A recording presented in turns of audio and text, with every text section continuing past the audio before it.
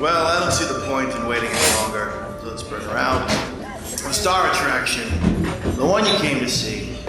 Ladies and gentlemen, the one, the only, Miss Judy Gold. In your families now, do you feel that you are just that unit? People, I think non-LGBT people don't realize that because we're so often rejected by our family and because we are closeted and can't or were and couldn't ever tell the truth, we created our own families. So this idea of creating your own family is not new to us. So you guys are both said, we wanted these anonymous donors so that we could be a unit. Do you have, and I definitely do. My kids grew up in a village. There were other, how about you guys? And I mean, I think that that's something about LGBTQ families that is a little different than heteronormative. You know what I mean? Yeah, 100%. Because I think our friends are our family. There's so many uncles and aunts that are not blood related. Go ahead. Yeah, we're in the same group of mom friends. So we do have that village of gay mom friends. That is how this podcast even came about. We do. My kids have, so they call all of our gay mom friends Aunt so-and-so and Aunt so-and-so. And there's one husband in the mix, but they call him Aunt Pat just to keep it real. Keep the theme going. But yeah, we have a huge village of extended family who mirror our family so that they can see other two mom families. We need more two dad families, honestly. I'm trying to work on getting more of those in our circle. But most definitely, yes, they are being raised by a village of like-minded non-heteronormative folks. Right. Yeah. I feel like mine is only slightly different in that I chose my family because my family of origin was so fucked up. Right. So when I went to college, it was the first time I discovered it doesn't have to be the way it was at my house. Right. And so I made all those people my family. Now, if I had married a man, would I be so adamant about my kids, like Uncle Dave and Aunt Heather and all that? Maybe not. Right. But they are my extended family. And then because a lot of my college friends are straight because I wasn't gay, even though I played lacrosse, which is, funny. You were gay, you weren't out. Thank you, Judy. I'm sorry. It's hard to say, but you just got I wasn't, Jersey. I wasn't there. It's hard to say. I wasn't there yet. But because of that, I put a lot of gay stuff in their life. So every summer my kids go to Camp Highlight. It started with Maxine when she was 8, and it's it's 1 week sleepaway camp for kids of parents who are LGBTQ, and they get to meet other kids who are like them. Oh God, I wish you could have gone on that Rosie cruise. I know. Do you ever go to Family Week in Provincetown? We haven't supposed to go. We were supposed to go this summer for the book. Yeah. You got to come next. You got to come next summer. I would love to. Yeah. Okay. Yeah, we would. Yeah, if we could do a book thing together. All right. That would be so fun. Can you explain to the audience what a closed and open? Now, when I'm just because people ask me these questions all the time. When you pick a sperm donor, we do have a lot of information. Yeah. And people have different priorities. I had friends who were like, "Here's a baby picture of my partner. Can you match someone who looks like her or him?" Right? I know that you had an audio. Yep. Mm-hmm. We had nothing. Staff impressions. You didn't get. Yeah, we get nowadays. You get. Yeah, they give you staff impressions. They give you celebrity lookalikes. Yep. For the donor. That started in the middle of our first search. Mm-hmm. Because we had a donor that we were so keen on, and we were like, this guy. And then they came out with the staff impressions or the celebrity lookalike, and it was like Chris Martin from Coldplay, and we were both like, never mind then. It's so funny. He's not handsome. So we went. I guess we started in 94 or 95 looking for sperm. We got the Jewish catalog. Which they're slim pickings. And then we kind of went by health, and, they get to fill out like what these sort of provocative questions, like, why did you choose? Why do you want to be this or what, whatever. I remember that one of our donors, which we ended up not using a lot of, because a baby was born with defects, and they called us and said, "Listen, you don't have the recessive gene, but this woman and this donor had it, and the likelihood is blank. Do you still want it?" And we were like, "No, we don't want to take any chances." But anyway, the donor we originally had, they had a scale of 1 to 7 on good looking, and he was a 7, and why 7? I don't know. And I called up and I go, "Who decides?" And they're like, "We do." And I'm like, no. So we just had paper, like, these packets. So you had an audio recording, right? Well, we were and online. A baby picture. It was online too. Yeah. So it's online. So you right away, you can just if you have to pay extra to get the pictures, everything was extra. Every single extra report. For everything, but you can get audio downloads. You can get baby pictures. I hear now you can even get adult pictures for an extra fee. Some banks, we didn't have that. Which one can I ask what bank you went to? I went to California Cryo. Me too. Same. Woo!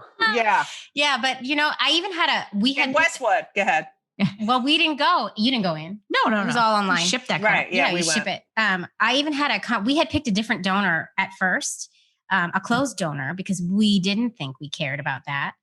And so we had bought vials of him. And then when we talked to our mom couple friends who had just had a baby, and they told us they chose an open donor, they gave us all the reasons for why they did. And then we were like, oh God, we got to get an open donor. So we decided, we were going back and forth. Are we going to change to this open donor that we like too? And I called the bank, and I remember, and I told the woman, I'm going back and forth. I don't know if I should buy this new guy's vials. I don't even know why I was talking to this woman. I know. I don't remember this, but I remember her saying to me, "Well, for what it's worth, your first donor is really handsome."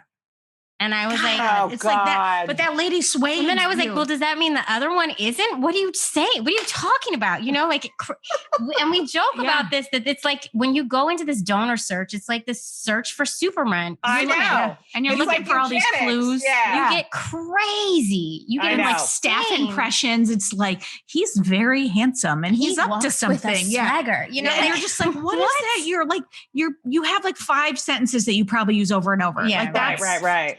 That's why we still want to talk to somebody who works at a bank who makes those, who you writes have those to. things. Yeah. I have somebody, but she's had some family stuff. We're going to get her though. So now that there is 23andMe and Ancestry, do you think you would go with a closed donor? No. At this point, I think just based on the decision that I made and why I made that decision, no. It's so funny that you say that, because I remember when we were deciding, they started having, you can be contacted when the kid's 18 or whatever. And I remember saying, but if you had a private detective, you have so much information. I literally said private detective. Okay. So you picked your donors, you got pregnant. But by the way, before you move off this, I want to just say that. So my kids, I have 2 different donors because the first one ran out. Yeah. Same.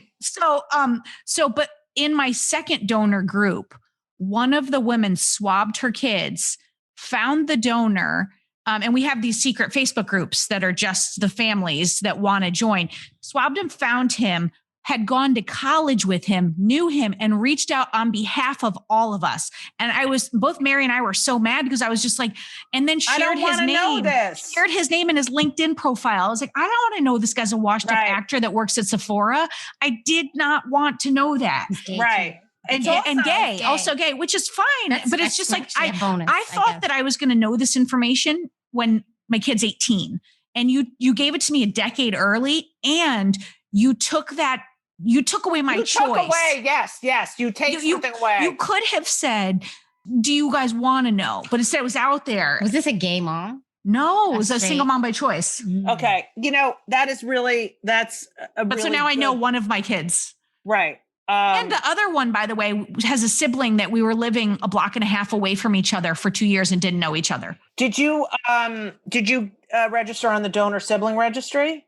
Yeah. You did. See, now here's an interesting thing for the listeners. There's a donor sibling registry where you can put in, because a sperm donor has a number that's like a social security number. It doesn't matter what sperm bank you go to, No one has the same. Oh, wait, I only did through the bank, not the national one. Cause there's a national one, right? We only did through the sperm bank. Well, this me woman too. had started in the late 90s, and my ex did not want, no, we're not. And I thought, what if there's a medical problem, you know?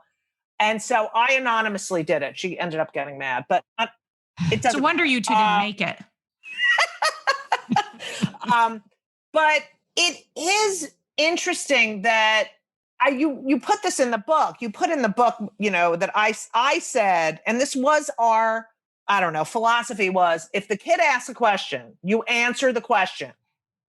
And then you ask them if they want any more information, if that's going to suffice, because they can't take it all in. Mm-mm. You know what I mean? And I have to say, God bless them. I have friends who told their kids way too much information at a young age, and it screwed them up. Right. Yes. Yes. You know, it was like, wait, what? Who, you know, like, no.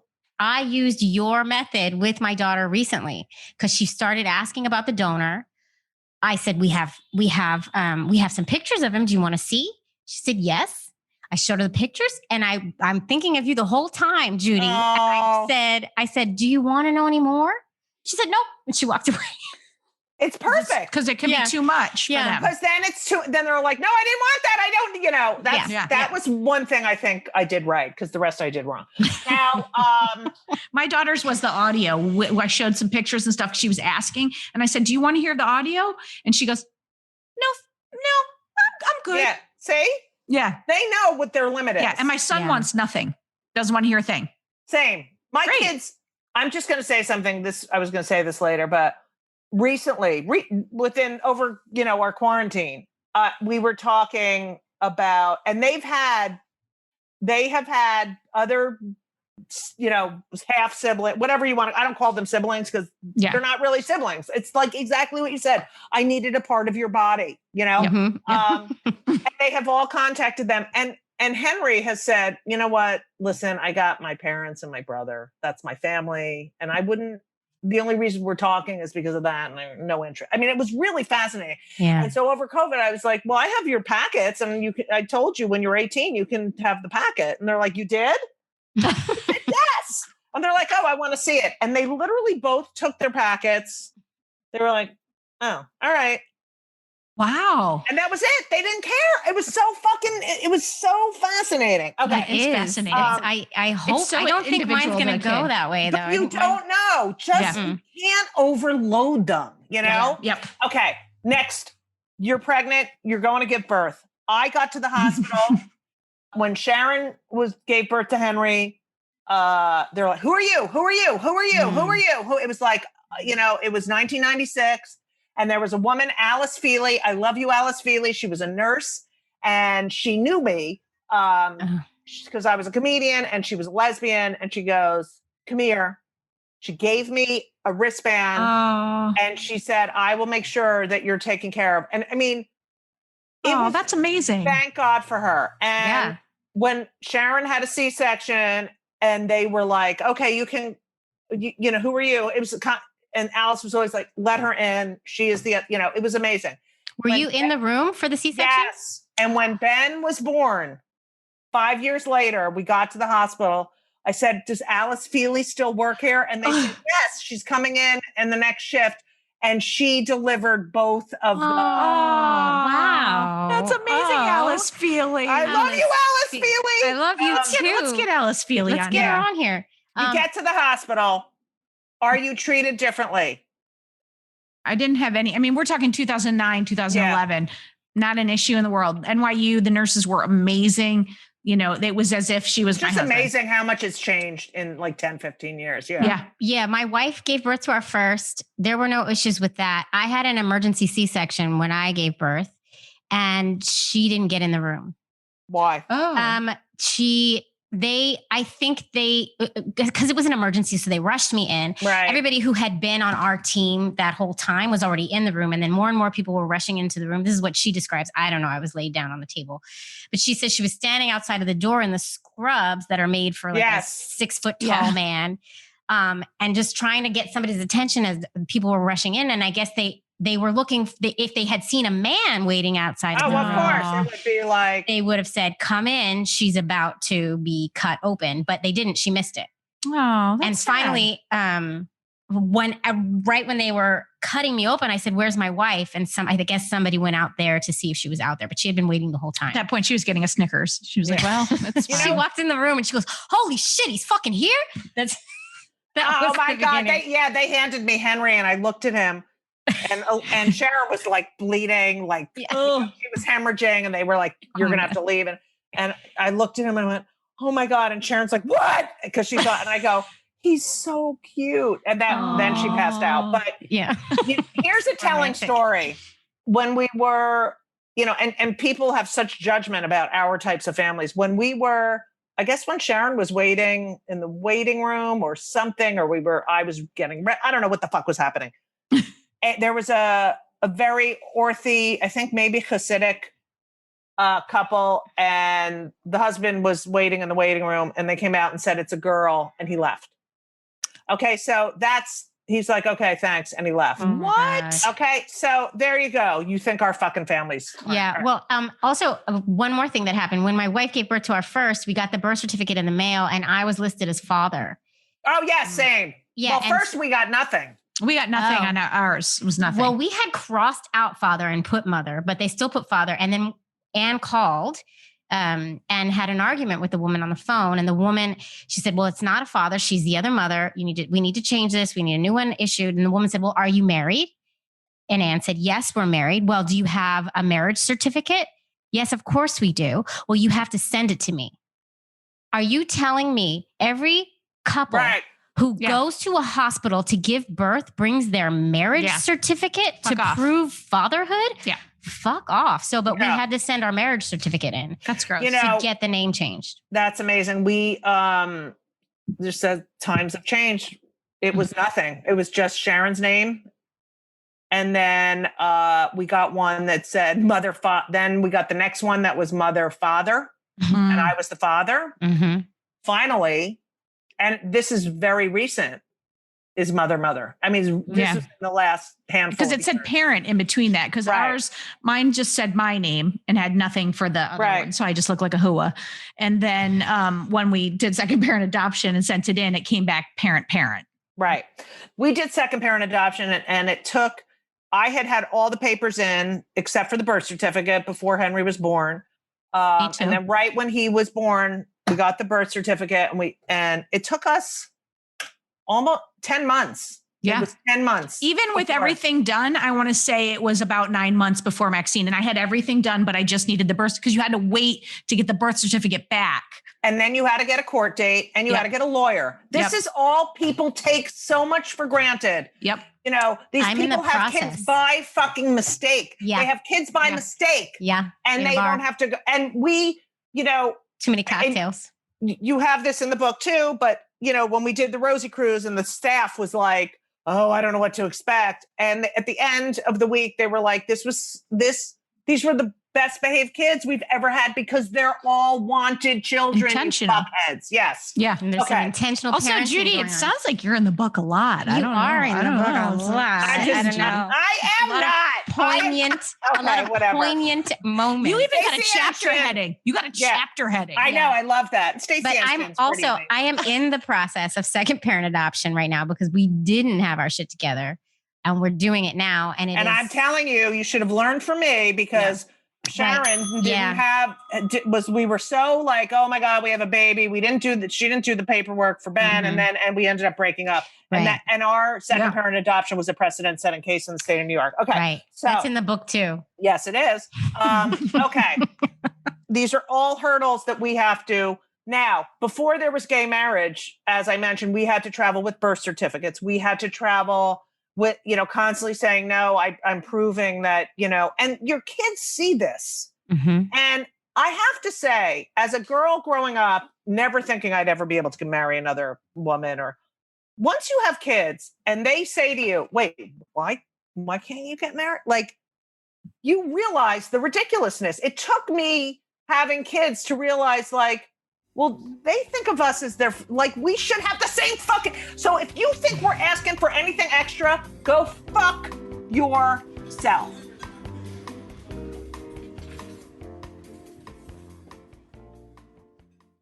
You talk about adoption, and I love the quote in there, adoption for heterosexual couples for the majority of heterosexual couples is a last resort. Mm-hmm, mm-hmm. And for a lot of gay couples, it's the first resort. Mm-hmm. It's a first choice. First choice. Yeah. Yeah. And what we didn't talk about in the book around adoption, and it's been coming up a lot, is that when we talk about like how hard like gay men have it with surrogacy or what we have to go through, they go, why don't you just adopt? It's some lesser choice. How dare you? There's extra babies out selfish. there. How It's like, get a rescue. You need to get a rescue dog. You can't believe you're going to a breeder, Right.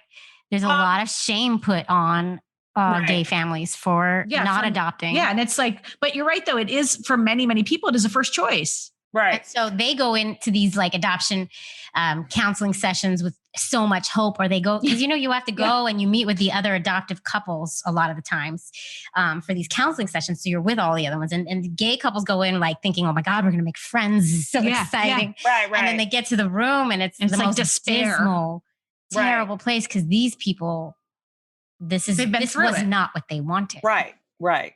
That's the same thing, by the way, in the clinics. Like you go in, and I just remember going in and there's women just crying everywhere. And I was like, what is everybody crying about? And it's like, because I was walking in just like I'm missing a part, but I went into a system where I was treated like I was broken. Right. But I did have infertility and I was broken. I wasn't broken. You weren't broken. Yeah, well, Sharon had infertility too, and it was we went to a fertility, we did what we had to do, and it was really expensive. There's that too. Which is why it's so infuriating when young high school kids like throw their kids in the garbage, in the dumpsters after prom. I just want to say, I think we skipped over this, that for another question that a lot of people have is when we get inseminated. I had IUI, which is essentially, you could call it a turkey baster, stick it in there. But it's a catheter, whatever, and they stick it in there. In the uterus. Yes. And so by the way, you buy the sperm from the sperm bank. It stays at the sperm bank. And when you're ovulating, the doctor calls and says, get it over here. And it's shipped in the hugest fucking thing, by the way, a huge ice pack, like dry ice. And then they open it. It's a tiny little vial. And our doctor, then they defrost it. She would defrost it in a coffee mug with warm water. Okay. She'd literally throw it in the my God. And then, we'd get inseminated. So it's really romantic. It's so romantic. It really is. I remember the doctor holding my hand and being like, oh, so you work at MTV? I worked with so-and-so. She was producing a show. And I was like, are you seriously putting something in my vagina right now? And you're talking to me about a producer at MTV. The doctor that we had at first talked to us about, this was right when the transgender bathroom thing was happening, and they were going to allow transgenders to go to whichever bathroom they felt that there was this thing happening. This was, all the federal stuff. Right. This doctor had the nerve with this lesbian couple while he was inside my uterus to say, that's a bad idea. Do you know how many people are going to do the wrong thing with this? Those people are crazy. What thing are they going to do? What are you fucking talking about? Exactly. You're shitting and peeing, you fucking ass. What do you think goes on in bathrooms? Meanwhile, I'm getting inseminated. And hopefully you wipe and you wash your hands. And needless to say, that one didn't work. I didn't get pregnant. And FY&I, okay, when you're on a plane, no one gives a fucking shit. If you're transgender, there's one fucking bathroom. Exactly. Yes. Okay. Exactly.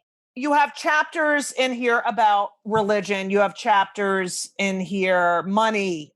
There's just so many things about being out. There are some issues I really wanted to talk to you about. All right, there's two issues. I'll do the less intense issue. We have guys like Anderson Cooper and Andy Cohen. And, God love them, and I'm going to be brutally honest on my podcast, and it'll probably affect my career, but I'll let it affect ours, please, Judy. Okay. Because we don't have one. They're both really talented and smart. And in the age of, in their 50s, they're like, oh, I'd like to have a child. Yeah. And I have a lot of money, and I'm going to hire someone. the one thing that really struck me, and everyone's like, if you ever watch Anderson, that week was like, congratulations and Mazel Tov, and and just the shit that we went through, and yes, they did go through a lot. Like Andy had to go because the surrogacy, had to go to California, but Anderson Cooper had a baby, I guess on a Saturday, or I'm not, this is not factual. I don't know, but it was within a few days. He was working. He was working. He worked that entire week. How's that different from any straight dude though? Like they all go back to work. Like I worked at MTV and VH1 and they would all have a baby and they wouldn't even take their 2 weeks parental leave. But they had a partner at home taking care of Right. And I was just like, they have money. Well, she's saying that there's not like the other half at home. But money to pay for somebody to right. But I feel like that beginning part is so like, be with them, smell them, let them smell you for weeks on it. You only get it once. You only get it once, and it goes by so fast. Yeah. So so that was one thing I was wondering how you felt about. Do you ever get like, oh my, because I don't know why I get like that. I mean, God bless them. And the kids are so cute. Like Anderson's kid is so fucking cute. But, I do have a little bit of like, oh, I'm a white male and I'm in my 50s and I forgot to have a child. And, because if you were a white female in your 50s and you wanted to have a child, it would be a lot harder. And you would get a serious critique in the media. Right. You get because you're an old woman. How dare you have a baby at 50 as a woman? Well, she ran some like tech company and she had a baby and went back to work right away and she got skewered. Right. I don't remember who it was. Oh yes, I do remember that. You know what I'm talking about? She was like a Fortune 500. It wasn't Amazon, but it was a tech company, I think. I don't remember. And she went back to work within a couple of weeks and like she got handed to her. And what's funny is I've never heard anyone say that about Anderson Cooper. I didn't even realize that. It's a double. There's a double standard. Did you find that when you were interviewing? There was one. Yeah, I know where she's going. I'm not. Don't say who it is. Don't say who it is. No, and I like to listen. I don't like to. Jaimie doesn't like to hurt anyone's feelings. No. I say something bad and then she goes, she doesn't really mean it. She doesn't really mean it. No, but there was one interview we did. He was a single dad by choice. Had twins, surrogacy, the whole thing, night nanny, day nanny, the whole, he had a team. He had an au pair, like he had a team of people working around the clock for him. He was like, I still date. I still am out. He had a whole life. And we were like, and Robin took it in stride. And by the end of the interview, Jaimie was so mad.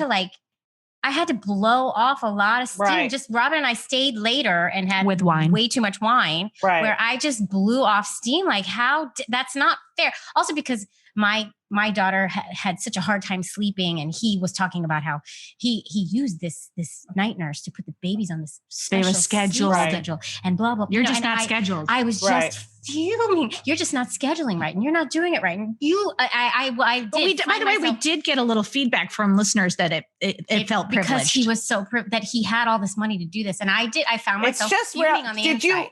Did you find in general that the male, the two dad families were more financially secure, had like the had less sort of the double income? Yeah. For the most part, yes, because they have, in order to make we make less money. We make less money, Well, because we're all social workers with hairy legs. I mean, it's like stereotypes exist for a reason. Right. You said we blew our hair up, but that just means we just dried it, hair and put it on our hair. We didn't get a blowout. We're lesbians, for Christ's sake. But we've interviewed a lot less men. It's harder to find. But in order to do the surrogacy route, you need to be established. You need to have $200,000 just sitting in your bank account. And plus more, like we talked to Sean T, the fitness dude, Sean T from Insanity. Yeah. It took them how many years? 5 years of surrogacy and egg donors to get pregnant. I have no idea how much money that was. So you got to have a lot of money to do that. And so, they're more financially well off. But then like the ones we talked to who adopted, not necessarily are they. I mean, like the two gay guys who like an old lady in their building that they took care of, like left them money. Yes, and that's how they did I love service. that They story. were, and they're so wonderful. They brought but they their seem son. like such great, Yeah. They are wonderful, and they, it runs the gamut, and there's always going to be the discrepancy. I feel like in general, you're talking about privilege versus right. It's just like, and I do think there is an innately mother thing where I could not have left my kid that. I couldn't have. Right. But I'm not judging, but I couldn't have done that. I am. Okay. So I probably am too, but I'm not at all. Here's the topic I really wanted to discuss before we finished was trans families. Mm-hmm. And I'm going to be, as I am brutally honest, as is your book, I struggle with the idea when someone transitions, they are, and I believe in gender dysphoria, and I believe that a transgender man is a man, and I believe that a transgender woman is a woman. I struggle with, I transitioned, and I am living my life as a man, but I still have ovaries, so I'm going to, I want them. I want to understand it better. What did you learn from interviewing trans people who stopped taking their hormones, who then have to live? Because I remember reading in the book about someone who then said, well, I stopped taking my hormones and I was having all those issues that I had before. I had to go back and live my life outwardly as a female. There's part of me that's sort of Archie Bunkerish, like, look, if you're going to be a man, then you got to figure out another way. Like, how do you, and then there's a part of me that's like, God bless you. You wanted to have a child and I think that like with all of the different stories, it's situational, right? So like we talked to some people like Teak transitioned to a man or he became the man that he always was and said, no way, I never, ever, ever want to carry a child. That is not a part of me. A woman even asked him to do it. They broke up. And they broke up over it because how dare you ask me to do something like that? And then we've talked to other couples where, and correct me if I'm wrong, but I feel like a lot of times it comes down to you're with this person who you can have a natural baby with.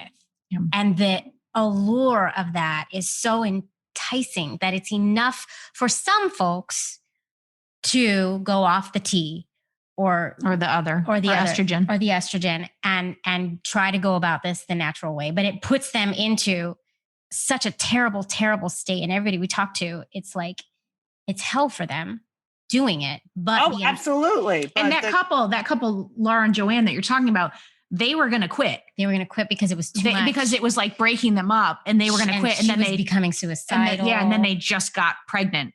Like, the natural way. Yeah.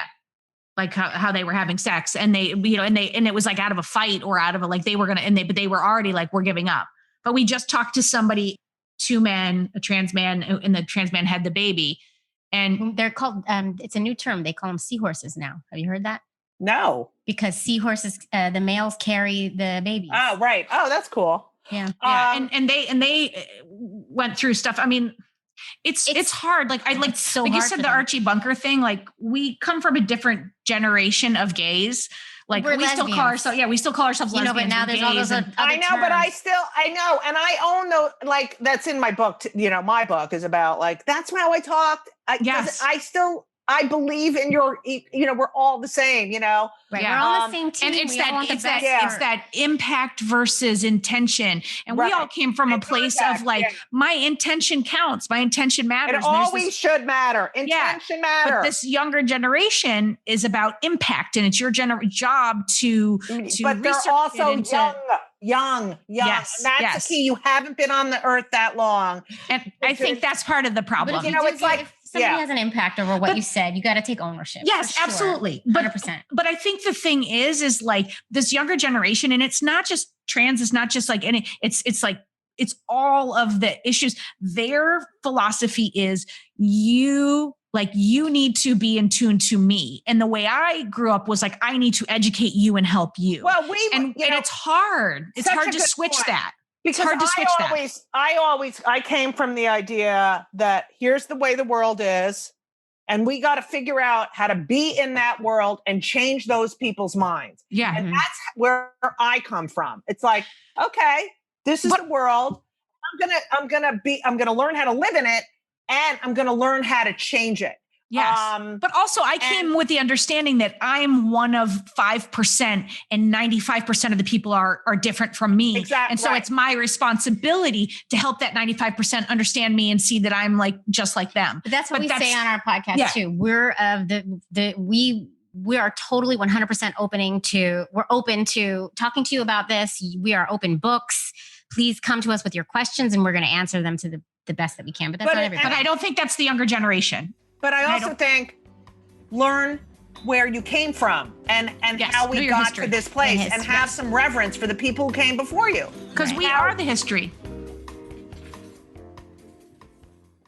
You've talked to children of gays, and my son is in there.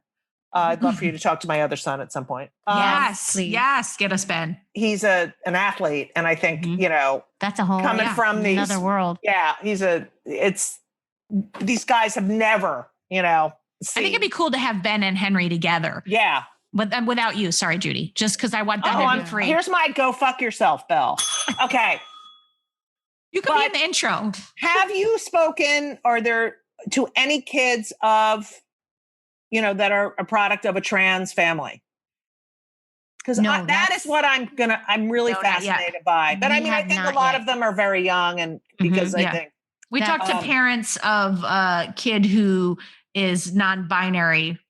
But we have not, and that's one that's on the list of things we need to find, really. Yeah. And I just want to say this with love and respect, that gender and sexuality are two completely different things. Yes. Mm-hmm.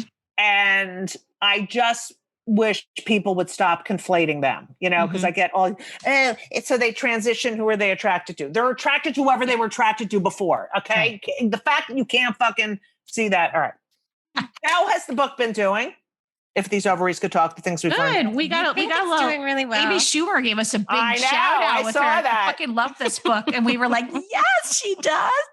Yeah. Oh, shut up. And you didn't give a shit that I loved it. We do. Judy. Whatever. I feel and we're on the Judy Gold Kill Me Now podcast. Our next book is just going to be focused on Judy Gold's story. Mm-hmm. I think it's doing well. I can't thank you guys enough. I mean, I could talk to you. I think this is one of the longest podcasts I've ever done. This will definitely be a two-parter, but honestly, there's so much more in this book. And when I think of family, there's people are brought up by their grandparents. People have parents who are incarcerated. People have parents who have died of cancer and 9/11 and, whatever.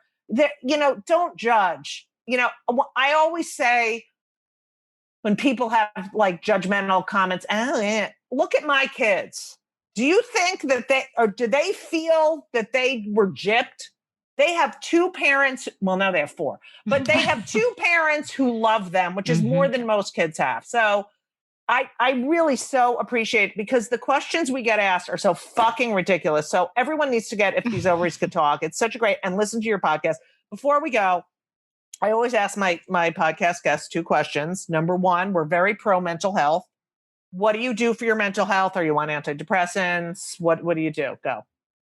Well, in our business partnership, we had a lady to help us. We went to therapy together. To some stuff. And my God, my friend Judy, God rest in peace, and her writing partner went to couples therapy together. It was very helpful. It was very helpful a lot, because we were in a dark place for a second there. We were.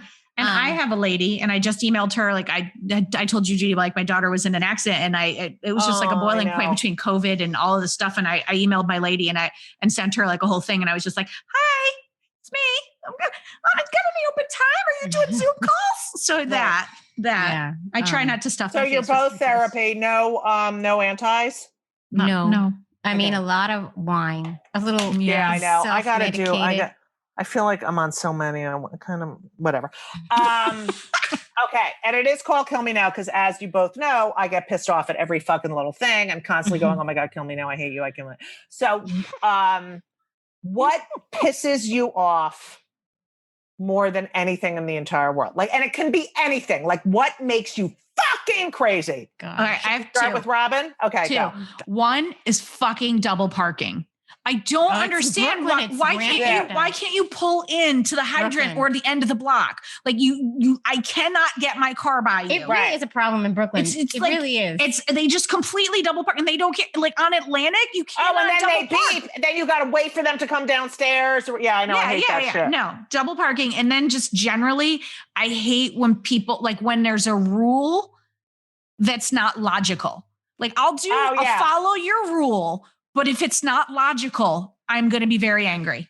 Like for instance, when I worked at Spotify, they had a rule that if someone was there, I had to come down to get them, but they could call me and I could let them up. I was like, but so what's the difference? Like I can just tell you that person, like I see you, I say the same thing. You call me, I say the same thing. Like your rule is stupid. I will follow it if it's not stupid. So they wanted you to greet them in person? I had to come down to pick them up. And I was like, why can't you call me? You called me to tell me to come down. Why can't I just vouch for them on the phone? What is the difference? Right. Like you called me. Did you ever get an answer? Did you ever get an answer? Well, the guy was like former military and he was just giving me crap about like safety and security. I don't follow rules anyway. And Elisa's always like, Judy, there's a sign that says, I go, it's not for me. No, it's I'm like, that's a walk around. That's ignore it. And Mary's always like, stop. And I'm like, just go. Oh, good. Okay, that's mine. I got so mad. You got a lot. You got a lot to say. I don't know. Just because it just happened, I was sitting in an outdoor cafe. I can't stand the girls who talk really loud. Oh my God! What is going on? And with the upspeak? You have no. And then that was what I was going to say. And the upspeak. I started talking to him, and he said to me, and they're so fucking loud. I can't hear myself. Wait, this is what I want to know. I asked someone this recently. I feel like I don't know what the fucking generation it is. Generation Z. They're Z. It's the young. They talk so loud. It's like, what is that? Is that because hear yourself? But have they had not enough personal interaction? Like, shut the fuck up. And like, don't you see me staring at you with daggers in my eyes? I don't really know. I don't really know. And he was talking to me.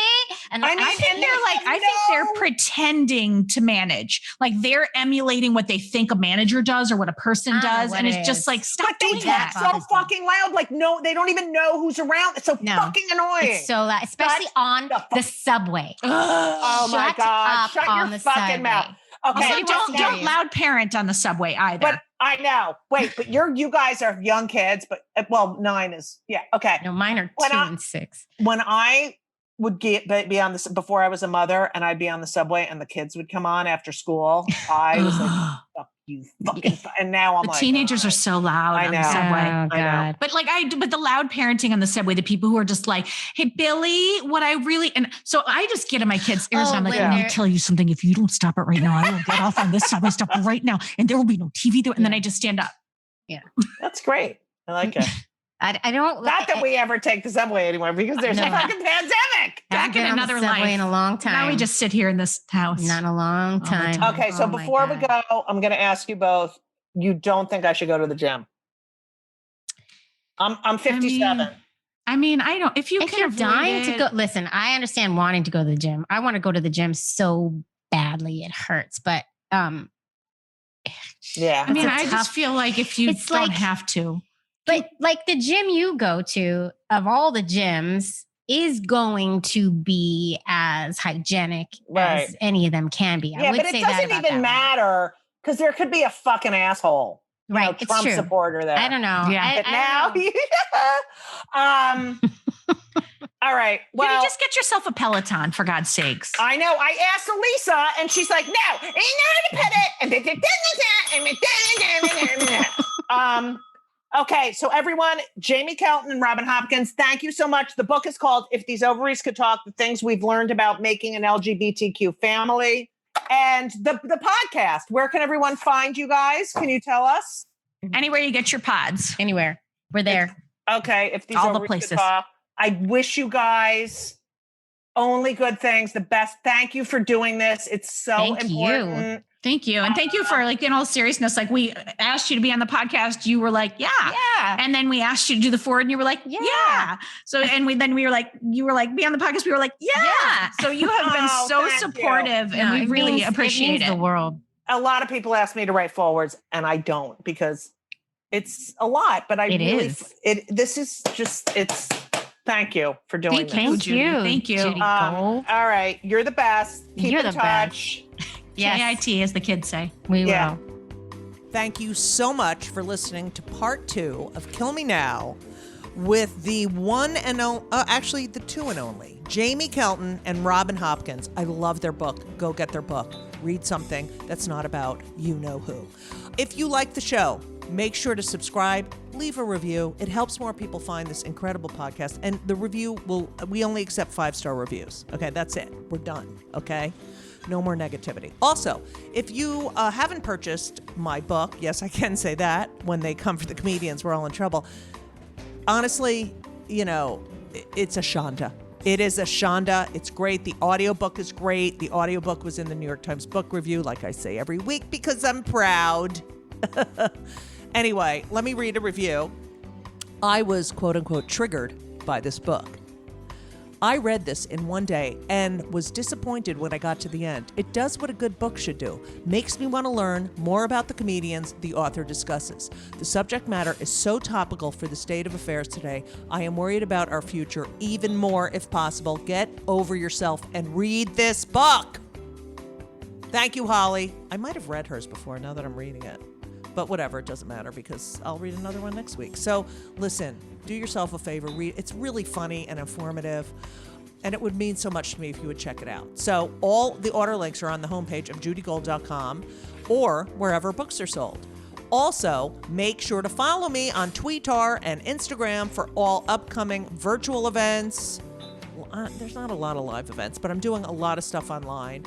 All my dates are at Judy Gold, JEWGOLD, like Jew Gold. I always post about them. And you can go to my website, as I said before. So thank you all so much for listening. Please, I'm recording this before election night. Please, that's all I have to say. Please let us have a new America really soon. Thank you all so much for listening. Be well, be safe, wear a mask. Thank you for voting. I love you all for listening. And as we always say, so long. And everything was wonderful.